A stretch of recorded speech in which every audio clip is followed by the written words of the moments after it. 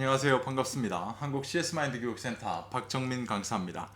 저희 오늘은 이번 영상은 2020년 2회차 지난 4월 19일에 봤던 시험 문제 CS 리더스 시험 문제 마지막 10문제입니다. CS 실무론 21번부터 30번까지 내용을 갖고 차근차근 설명드리도록 하겠습니다.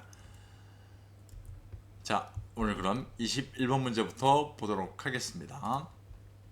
자, 21번. 다음 중 소비자 기본법. 자, 저희 실무론에 들어가 있는 소비자 기본법의 문제가 나오기 시작합니다. 소비자 기본법상 명시된 표시의 기준 제10조입니다. 대한 내용으로 가장 거리가 먼 것은 무엇일까요? 라고 지금 얘기를 하고 있는 거고요. 이 문제 같은 경우는 아시겠지만 법조문을 기억하셔야 됩니다. 1번. 표시의 크기 및 위치 방법.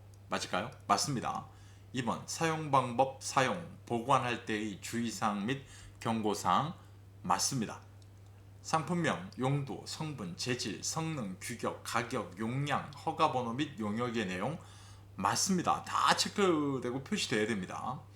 제조 연원일, 품질 보증 기간 또는 식품이나 의약품 등 유통 과정에서 변질되기 쉬운 물품의 유효 기간 맞습니다.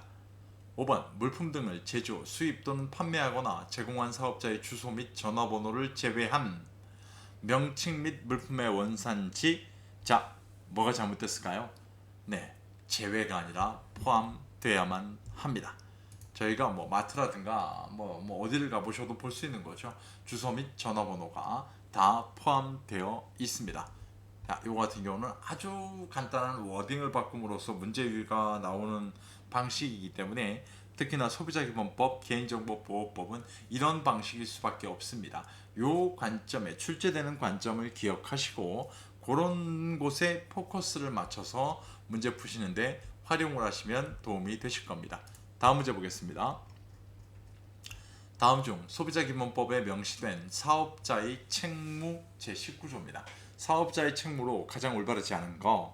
자, 여기서 잘 보면 가장 간단한 방법은 뭐냐면요, 사업자의 책무라고 한다는 거는요, 당신이 사업을 하는 영위함에 있어서 가장 중요한 무엇은 건드리면 안 된다, 무엇을 저촉하면 소비자 8대 권리는 건드리면 안 됩니다 라는 관점일 겁니다. 자, 그럼 1번 사업자는 소비자에게 물품 등에 대한 정보를 성실하고 정확하게 제공해야 된다. 맞습니다.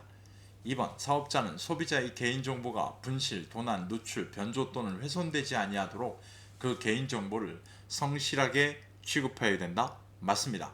3번 사업자는 물품 등을 공급함에 있어서 소비자의 합리적인 선택이나 이익을 침해할 우려가 있는 거래 조건이나 거래 방법을 사용해서는 아니 된다. 맞죠? 4번 사업자는 물품 등의 하자로 인한 소비자의 불만이나 피해를 해결하거나 보상하여야 하며 채무 불이행 등으로 인한 소비자의 손해를 배상하여야 된다. 맞습니다. 그럼 5번이 답이겠죠. 일단은 볼까요? 사업자는 자주적이고 합리적인 행동과 자원절약적이고 환경 친화적인 생산활동을 함으로써 소비생활의 향상과 국민경제 발전에 적극적인 역할을 다해야 된다? 뭔가가 좀 이상하죠. 이런 것까지 사업자가 해야 될까? 그 이유는 뭐냐? 소비자 책무에 해당하는 내용이기 때문입니다. 아까 문제가 시작될 때 말씀을 드렸던 내용과 완전히 다른 유형입니다. 쉽게 얘기해서 소비자 책무를 사업자 책무를 물어보는 문제에 갖다 끼워넣은 문제 유형입니다. 저희가 가장 바라지 않는 문제 유형이기도 합니다. 이 문제는 체크하시고 꼭 기억하셔야 됩니다. 위에 4가지, 이것 이외에 하나가 더 있습니다. 총 5가지이기 때문에 사업자의 책무는 최근 들어서 자주 나오기 때문에 꼭 기억을 좀 하셔야 합니다. 다음 문제. 소비자기본법에 명시된 단체 소송의 대상 등의 내용 중 비영리 민간단체 요건으로 보기 어려운 것. 자, 비영리 민간단체라고 얘기합니다. 비영리 민간단체라고 하는 측면 같은 경우는요, 어느 게 해당합니까? 라는 걸 지금 물어보고 있기 때문에 잘 보시면 이 보기 5개는요 다 맞습니다. 중앙행정기관에 등록되어 있을 것 비영리 민간단체 요건이죠. 2번 단체의 상시 구성원 수가 5,000명 이상일 것, 비영리 민간단체 요건입니다. 3번 공정거래위원회 등록 검토 후 승인 후 3년이 경과했을 것. 이거 맞을까요? 자, 이거는 무슨 얘기를 지금 하고 있는 거냐면 단체 소송을 제기할 수 있는 단체에 해당하는 내용입니다. 쉽게 얘기해서 비영리 민간단체 요건이 아니라 단체 소송의 대상에 해당하는 내용이기 때문에 실제로 3번이 앞뒤 문맥에 논리적으로 틀린 게 없다고 합니다만, 얘가 문제에서 물어보고 있는 비영리 민간단체의 요건에 해당하진 않습니다. 체크하시고 기억하셔야 될 문제 유형입니다. 꼭 나누실 줄도 알아야 되고, 특히 숫자들은 꼭 기억하셔야만 합니다. 다음 문제 하겠습니다. 제가 유독 소리를 크게 하면서 지금 영상을 찍는 이유가 뭐냐면요, 소비자기본법과 개인정보보호법은요 전부 다 법령에 대한 내용들이기 때문에 특정 워딩이라든가 특정 단어의 의미만 달라지더라도 완전히 의미 해석이 달라집니다. 그렇기 때문에 좀 더 명확함을 드리기 위해서, 안 보이기 때문에 저희가 그 관점으로 좀 이해를 해주시길 바랍니다. 자, 이젠 개인정보보호법입니다. 다음 중 개인정보보호법에 명시된 개인정보보호원칙 제3조랍니다. 대한 내용으로 가장 거리가 먼 것은 무엇일까요? 라고 물어보고 있는 거고요. 이것도 답이 5번이면 어떡할까요? 참 너무 긴데. 1번 개인정보 정보 처리자는 정보 주체의 경미한 사생활 침해라 하더라도 피해가 발생되지 않는 방법을 최대한 강구하여 개인정보를 처리하여야 한다. 맞을까요? 아닙니다. 개인정보 처리자는 정보 주체의 사생활 침해를 최소화하는 방법으로 개인정보를 처리해야 한다라고 이야기하는 것이 맞습니다. 쉽게 해서 1번 보기 내용은 잘못됐습니다. 특히나 어디가 경미한 사생활 침해라 하더라도 라는 관점이에요. 이게 발생해서는 안 된다는 거예요. 그래서 침해를 최소화하는 방법으로 개인정보를 처리하는 게 원칙이야 라는 관점입니다. 1번이 잘못된 설명입니다. 굉장히 쉽지 않습니다. 이거 헷갈리기 때문에 내용 자체가 워딩이 길어지다 보니까 의미가 굉장히 중의적으로 가게 됩니다. 꼭 구별하셔야 될 것 같고요. 천만다행인 건 이 긴 문제 중에 1번이 정답이었다는 거네요. 실제로 봤을 때 기억 좀 하시길 바랍니다. 다음 문제. 개인정보의 처리와 관련하여 개인정보보호법에 명시된 정보 주체의 권리에 해당하지 않는 것. 정보 주체라는 건 지금 영상을 찍고 있는 저나 또는 영상을 보고 계시는 여러분들을 얘기할 겁니다. 1번 개인정보의 처리에 관한 정보를 제공받을 권리 있죠. 분명히 저희는 정보 제공받을 권리가 있습니다. 2번 개인정보의 처리 여부를 확인하고 개인정보에 대하여 열람을 요구할 권리 있습니다. 당연히. 3번 개인정보의 처리에 관한 동의 여부, 동의 범위 등을 선택하고 결정할 권리가 있다. 맞습니다. 이거. 4번 개인정보의 처리 정지, 정정, 삭제 및 파기 방법을 선택하고 결정할 권리. 잘못됐죠. 선택하고 결정할 권리가 아니라 뭘 할 수 있는, 요구할 권리가 있습니다. 4번이 위에 나온 문제의 정보 주체의 권리에는 해당하지 않는 내용으로 볼 수 있는 것입니다. 그 이유는 결정할 권리, 선택하고 결정할 권리가 잘못되어 있다라고 이해하시면 될 것 같습니다. 다음 문제입니다. 다음 보기 중 영상정보 처리기기,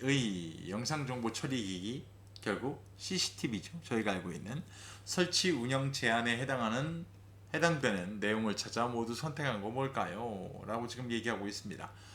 여러분 아시겠습니다만 영상정보 처리기기를 설치 운영하는 것은 잘 보시면 결국 무슨 얘기일까요?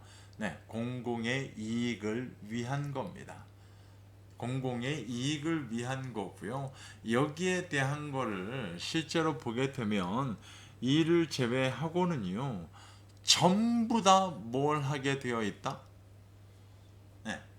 실제로 전부 다 제한돼야 된다는 거예요. 기본적으로 봤을 때. 자, 그렇다고 본다면 영상 첨부 처리기기 설치 운영 제한에 해당되는 내용을 모두 찾으라고 되어 있잖아요. 그럼 잘 보시면 공공의 이익을 위한 거예요. 그런데 공공의 이익을 위한답시고 아무 때나 냈다 갖다 단다든가 여러분의 다 단다는 건 말이 안 되잖아요. 분명하게. 그죠? 그렇기 때문에 일단 이런 문제가 나온다면 설치 운영 제한에 대한 내용이라고 문제가 나온다면 가장 쉬운 방법은 공공의 이익을 찾아내시는 게 가장 쉽습니다. 교통 단속을 위하여 필요한 경우 맞죠? 시설 안전 및 화재 예방을 위하여 필요한 경우 맞습니다. 교통 정보의 수집, 분석 및 제공을 위하여 필요한 경우 맞습니다. 하지만 대중 편의시설, 화장실, 탈의실 등에서 도난, 성범죄 발생이 우려될 경우 자 얘는 해당하면 안 되는 거죠. 이렇게 따지면 답은 가, 나, 다가 될 겁니다. 꼭 기억하셔야 될 것 같습니다. 공공의 이익이다 라고 보시면 될 것 같고요. 위에 가나다 세 번째, 첫 번째, 두 번째, 세 번째 빼고 법령에서 구체적으로 허용하고 있는 경우 범죄 예방 및 수사를 위해 필요한 경우 이런 것들이 포함됩니다. 총 5개 정도가 나오기도 합니다. 다음 문제. 자, 이젠 법들을 넘어갔네요. 프레젠테이션에 대한 내용입니다. 기업 교육의 종류 중 학습자를 업무 현장에 직접 투입하여 업무 현장에 직접 투입해서 교육하는 방법이라고 부릅니다. 직무교육 훈련, 직무순환, 코칭, 멘토링 등에 해당하는 거 저희가 뻔히 알고 있는 신입사원들 오게 되면 OJT입니다. On the Job Training입니다. 뭐 너무 쉽게 풀 수 있는 문제 유형이고요. 문제만 읽어보시더라도 현장에 직접 투입하여 교육하는 방법 OJT 생각하시면 됩니다. OFJT의 5개는 좀 아셔야죠. 강의법, 토의법, 사례연구법, 역할연기법, 시범입니다. 자, 같이 좀 기억하시면 될 것 같습니다. 다음 문제. 도널슨과 스캐널이 제시한 성인학습의 기본 원리에 대한 설명으로 가장 올바르지 않은 거 아주 뭐 단골 문제처럼 나오는 문제 유형입니다. 도널슨과 스캐널이라는 학자의 성인학습의 기본 원리. 1번 학습 속도는 사람마다 다릅니다. 당연하죠. 2번 긍정적 강화는 학습을 강화합니다. 맞습니다. 3번 학습은 끊임없이 지속되는 과정이다. 이래서 평생학습이라고 하잖아요. 4번 전체, 부분, 전체의 순서에 따를 때 학습의 효과가 나타난다. 맞습니다. 5번 학습은 감각으로 시작해서 자극으로 끝난다. 맞을까요? 네, 학습은 자극으로 시작해서 감각으로 끝난다 라고 이해를 하셔야 됩니다. 기억하셔야 되는 거죠. 이해가 아니라. 그래서 5번이 잘못되어 있습니다. 앞과 뒤를 바꿔 썼네요. 꼭 기억하십시오. 다음 문제입니다. 프레젠테이션 4P 분석과 관련해 자 4P라는 거는 저희가 알고 있는 purpose 목적, 그 다음에 people 청중, place 장소, 네 번째가 preparation 준비, 이렇게 4P입니다. 관련해 다음 보기 내용에 해당하는 게 무엇일까요? 첫 번째 보기를 좀 볼까요? 발표장 위치, 발표장의 배치와 발표자의 위치, 발표장의 형태, 시설의 확인. 자, 네 가지가 다 뭘 지금 얘기하고 있을까요? 장소를 얘기하고 있습니다. 뭐 이 문제는 보기 내용을 기억하고 있지 않으시더라도 충분히 해결이 가능한 문제 유형이었습니다. 다음 문제로 가겠습니다. 마지막 문제네요. 2020년 2회차 CS 리더스 관리사 시험의 마지막 문제입니다. 다음 중 프레젠테이션 구성과 관련해 전개 단계, 본론입니다. 본론에 대한 설명으로 가장 올바르지 않은 것 물어보고 있습니다. 하나씩 볼까요? 1번 내용 조직은 논리적으로 체계화되어 설명할 수 있어야 된다. 맞습니다. 2번 동기부여와 관련된 내용은 본론 단계에서 중점적으로 조명하되 도입 단계에서 미리 언급되지 않도록 주의한다. 이건 저희가 객관적으로 알더라도 잘못됐죠. 동기부여는 실제로 어느 부분에서만 강조합니다 라는 관점이 아닐 거고요. 일단 도입 단계에 나와야 되는 건 당연한 거고요. 본론 단계에서도 끊임없이 같이 자극돼야 되는 건, 지속적으로 부여가 돼야 되는, 동기부여가 되는 건 맞는 얘기입니다. 3번, 4번, 5번도 다 동일하게 맞는 전개단계 본론에 해당하는 내용입니다. 자, 잘 보시면 이 문제도 굳이 암기라든가 이해라든가 여기까지 가지 않더라도 객관적으로도 충분히 해결할 수 있는 문제 유형이었습니다. 실무론 21번부터 30번까지 봤는데 총 6문제가 법에서 나왔는데요. 법 문제가 크게 어렵진 않습니다만 워낙 길어지고 있고 특정 단어들만 바꿔서 오답을 만들다 보니까 지금 보신 것처럼 굉장히 수월하게 풀 수 있는 문제 유형은 아니었습니다. 꼭 그 관점이 나오기 때문에 가장 기본적인 출제 숫자는 6개에서 7개 정도입니다. 그 정도는 꼭 좀 법에 대해서 일정 부분 신경을 좀 쓰셔야 될 것 같습니다. 고생 많이 하셨고요. 앞에서 설명드린 내용이라든가 이런 게 워낙 빨리 지나갔기 때문에 난 이해하기가 어렵다라고 생각하신다면 오프라인 서점에 가시면 제가 출판한 책이 있습니다. CS 리더스 관리사 기출문제 분석이라는 문제집이고요. 실제로 기출문제 2020년 2회차 문제까지 오늘 영상으로 보여드린 것까지도 다 포함되어 있습니다. 문제풀이에 대한 팁도 들어가 있고 문제 분석 자료도 같이 딸려가 있습니다. 물론 안에 기본서가 들어가 있습니다만 실제 추가되는 문제들 새롭게 출제되는 문제들에 대한 기본서이기 때문에 기본서에 포커싱을 두지 마시고요. 뒤에 있는 문제풀이만 보시더라도 실제 일정 부분에 시험 대비하는 데는 충분히 완벽하게 대비가 되실 겁니다. 오프라인이 조금 나는 부담스럽다고 하신다면 온라인 네이버에서 박정민 강사를 찾으시면 제가 운영하는 카페가 있습니다. 실제로 이전 5년치 그 이상의 문제까지도 기출문제도 다 제공해드리고 있고요. 그 문제들마다 전부 다 분석 자료와 또는 새롭게 나오는 시험 대비 자료 또는 시험을 어떤 대비하기 위한 가장 빈도수가 높은 어떤 핵심 문제들 여러 가지 형태들로 다 분류를 해놓고 그것들을 다 제공해드리고 있습니다. 한 가지 좀 부담스러운 건 유료로 운영된다는 것만 조금 이해해 주시면 될 것 같습니다. 정말 고생 많이 하셨고요. 많이 하셨고 이건 자꾸 넘어가네요. 마지막 장이라서 아무것도 없는 건데 앞에서 보신 영상이 도움이 되셨다면 구독과 좋아요도 체크를 부탁드리겠습니다. 정말 고생 많이 하셨고 다음번 영상에는 2020년 3회차가 되겠죠. 5월 31일 날 보는 시험 문제를 가지고 다시 한번 영상으로 찾아뵙겠습니다. 감사합니다.